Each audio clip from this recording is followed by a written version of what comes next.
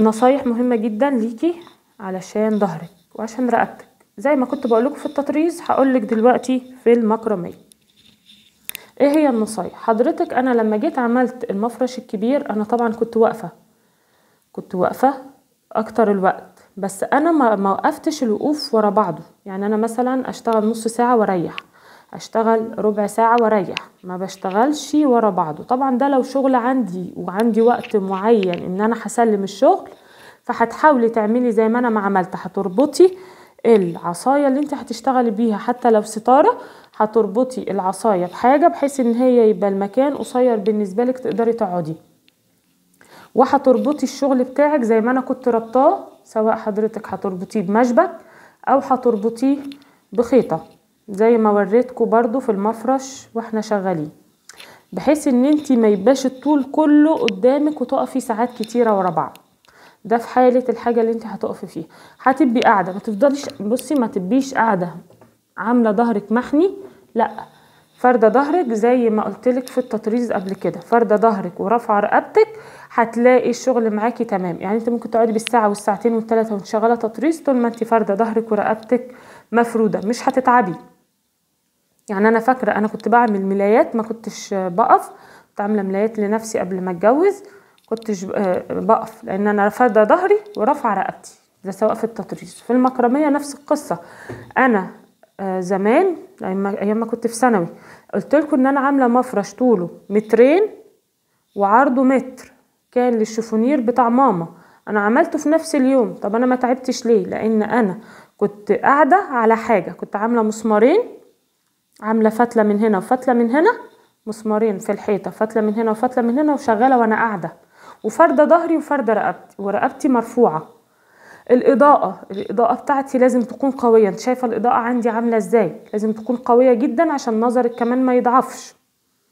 ده انا بقولهولك في اي شغل هاند ميد، مش شرط ده ومش شرط تطريز، لا، كمان لو هتشتغلي كروشيه، هتشتغلي خرز، هتشتغلي اي شغل انت عايزاه. يعني النصايح دي لشغلنا كله. ظهرك مفرود، رقبتك مرفوعة وانت شغالة، اشتغلتي 5-6 ساعات ورا بعض، لا بلاش، ريحي كل شوية ريحي، لو نص ساعة وريحي مثلا 10 دقايق. ده في حالة لو شغل ليكي. لكن انت لو بتعملي حاجة لنفسك برضو نفس القصة، ما تقعديش 4-5 ساعات على بعض في اي شغل هاند ميد، مش شرط مكرمية، مش شرط تطريز، انا بعتلك وبزيدلك تاني، ما تقعديش قاعدة ظهرك محني. رقبتك، انا كنت بخش، فاكره لما قلت خشت في جميع جروبات التطريز ايام ما كنا بناخد تطريز، او خش في جميع جروبات المكرميه، كان في جروبات التطريز واحده داخله تقولك انا كتفي ورقبتي وجعيني. ليه؟ لان هي بتشتغل وظهرها مش مفرود. يعني انا الشغل اللي انا بقعد فيه معاكم ده ظهري مفرود، رقبتي مرفوعه، عشان كده انا ما بتعبش. طب لو انا محنيه ظهري، ولازم حطي مخده ورا ظهرك، حطي مخده ورا ظهرك، ما تشتغليش بايدك على طول. شغل المكرميه مع الاسف اكتر الشغل بتاعه بيتعب الايد، لا، انتي لو بتريحي كل شويه ايدك مش هتتعبك، ظهرك مش هيتعبك، رقبتك مش هتتعبك، ورجلك طبعا لو انتي بتعملي ستاره او بتعملي حاجه حجم كبير رجلك برضو مش هتتعب منك. فلازم تراعي نفسك.